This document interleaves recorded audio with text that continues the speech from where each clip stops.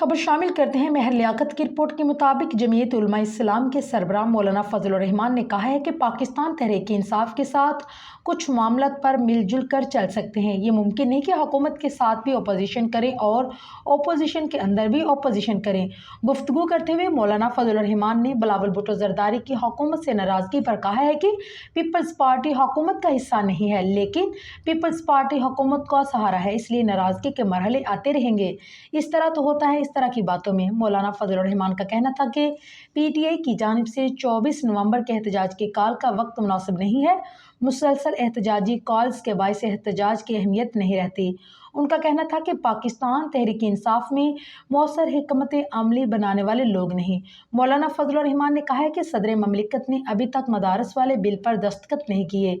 Bill पर दस्तखत ना करने की कोई वजह है तो वो हमारे नोटिस में लाई जाए। मौलाना फजल उर रहमान ने कहा है कि क्योंकि मदारस वाले बिल पर दस्तखत ना करने की वजह नहीं बताई जा रही, इसका मतलब है कि मदारस वाले बिल के मामले पर मुल्क के अंदर कोई मुश्किल नहीं है, मुल्क से बाहर की कोई मुश्किल है।